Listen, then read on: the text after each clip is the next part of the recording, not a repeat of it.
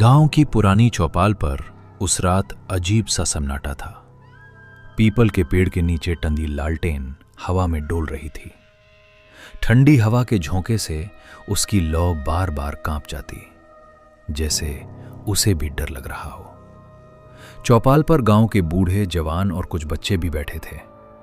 सबकी नजरें एक ही इंसान पर टिकी थीं, गांव के सबसे बुजुर्ग रामखेलावन काका पर।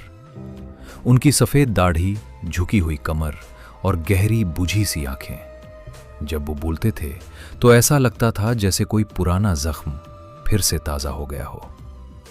काका ने गला साफ किया और भारी आवाज में बोले, तुम लोगों ने पीपल वाले कुएं की कहानी तो सुनी ही होगी, पर जो मैं बताने जा रहा हूं वो किसी ने नहीं सुनी। हवा अचानक और ठंडी हो गई। किसी बच्चे ने अपनी मां का हाथ कसकर पकड़ लिया। काका ने धीमे धीमे कहना शुरू किया, आज से ठीक 50 साल पहले इसी चौपाल से थोड़ी दूर उस कुएं के पास एक चीख गूंजी थी। सबकी सांसें थम गईं। वो चीख किसी औरत की थी, ऐसी चीख जो इंसान की लगती भी थी और नहीं भी। काका की आंखें एक पल के लिए चौपाल से हटकर अंधेरे की तरफ टिक गईं। उस रात अमावस्या थी। गांव का एक आदमी हरिराम देर रात खेत से लौट रहा था। जैसे ही वो कुएं के पास पहुंचा, उसे किसी के रोने की आवाज सुनाई दी। पहले उसने सोचा कोई औरत रास्ता भटक गई होगी, पर जब वो पास गया तो उसने देखा काका की आवाज अचानक धीमी हो गई। कुएं के किनारे एक औरत बैठी थी। उसके लंबे बाल जमीन पर फैले हुए थे, चेहरा झुका हुआ और कंधे कांप रहे थे। एक युवक ने हिम्मत करके पूछा, फिर क्या हुआ काका? काका ने कांपते हुए हाथ से लालटेन की ओर इशारा किया। हरिराम ने जैसे ही उसे आवाज दी, वो औरत धीरे धीरे खड़ी हुई, पर उसने मुड़कर नहीं देखा। हवा का झोंका आया और लालटेन की लौ लगभग बुझ गई। हरिराम ने सोचा शायद डर गई होगी। वो और पास गया और उसके कंधे पर हाथ रखा। काका की आवाज अब फुसफुसाहट में बदल चुकी थी, और जैसे ही उसने कंधे को छुआ, वो औरत बिना मुड़े अपनी गर्दन पीछे की ओर घुमा दी। चौपाल में बैठे लोगों की सांस अटक गई। उसका चेहरा उल्टा था, आंखें पूरी सफेद और मुंह इतना खुला जैसे किसी ने जबड़ा तोड़ दिया हो। एक बच्चा डर कर रो पड़ा। काका बोले।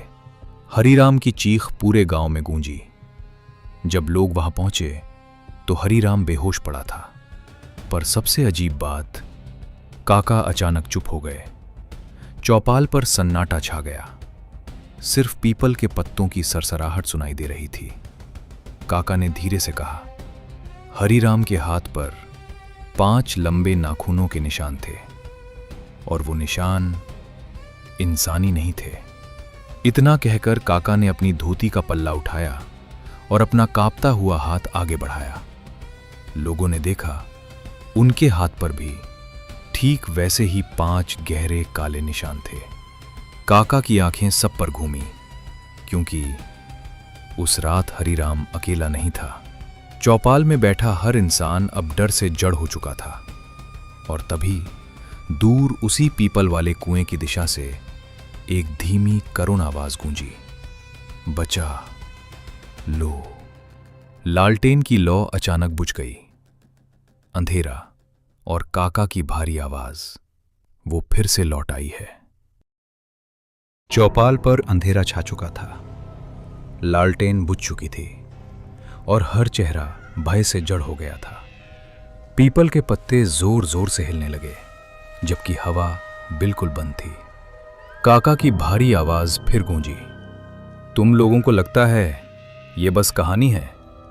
नहीं, ये उस श्राप की शुरुआत है जो हर 50 साल में जागता है। एक युवक कांपते हुए बोला, काका, वो औरत कौन थी? काका ने धीमे से कहा, वो औरत कोई साधारण स्त्री नहीं थी। उसका नाम था गौरी, इसी गांव की बहू। 50 साल पहले उसे इसी कुएं में धक्का दे दिया गया था। चौपाल में सन्नाटा गहरा गया। लोगों ने उसे बदचलन कहकर अपमानित किया, जबकि सच ये था कि वो निर्दोष थी। उस रात अमावस्या को उसकी आखिरी चीख इसी चौपाल तक आई थी। काका की आंखों से आंसू बह निकले। गौरी मर तो गई, पर उसका अन्याय उसकी आत्मा को बांध गया। तभी फिर वही करुण आवाज गूंजी, मुझे न्याय चाहिए। इस बार आवाज साफ थी। सभी लोग कांप उठे। अचानक चौपाल के पीछे से एक परछाई उभरी। लंबे बिखरे बाल, सफेद साड़ी और जमीन से कुछ इंच ऊपर तैरता हुआ शरीर। सबके गले सूख गए। वो आकृति धीरे धीरे आगे बढ़ी और सीधे काका के सामने आकर रुक गई। काका ने सिर झुका लिया। मैं जानता था तू आएगी गौरी। लोगों की आंखें फटी रह गईं। काका कांपते हुए बोले, हरिराम वही था जिसने तुझे धक्का दिया था, और मैं उसका दोस्त। मैंने सच जानते हुए भी चुप्पी साध ली थी। भीड़ में खुसर पुसर होने लगी। परछाई ने अपना हाथ उठाया।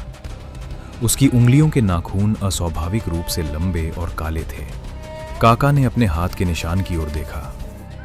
ये निशान तेरी चेतावनी थे कि सच कबूल करूं। अचानक तेज आंधी चलने लगी। पीपल के पत्ते जैसे चीख रहे हों। परछाई की आंखों से हल्की धुंधली चमक निकली। काका जमीन पर घुटनों के बल बैठ गए। मुझे सजा दे दे गौरी, पर इस गांव को छोड़ दे। कुछ पल के लिए सब शांत हो गया। फिर परछाई धीरे धीरे काका के करीब आई। उसने अपना ठंडा हाथ काका के सिर पर रखा, और तभी काका की एक लंबी चीख निकली जो पूरे गांव में गूंज उठी। आंधी थम गई। सन्नाटा छा गया। लोगों ने हिम्मत करके आंखें खोली। काका जमीन पर पड़े थे, निर्जीव, शांत, पर उनके चेहरे पर अजीब सी शांति थी, जैसे किसी ने उन्हें मुक्त कर दिया हो। पीपल का पेड़ स्थिर था। कुएं की दिशा से अब कोई आवाज नहीं आ रही थी। अगली सुबह गांव के बुजुर्गों ने पंचायत बुलाई। सच सामने आया। गौरी के साथ हुए अन्याय को सबने स्वीकार किया। कुएं के पास उसकी याद में एक छोटा सा दीपक जलाया गया। कहते हैं उस दिन के बाद से अमावस्या की रात को भी वहां कोई आवाज नहीं आती। लेकिन गांव वाले आज भी अपने बच्चों को चेतावनी देते हैं, अन्याय कभी मिटता नहीं, वो लौट कर जरूर आता है। और चौपाल पर जब भी हवा जोर से चलती है, लोगों को लगता है जैसे कोई फुसफुसा रहा हो। सच सबसे बड़ा न्याय है।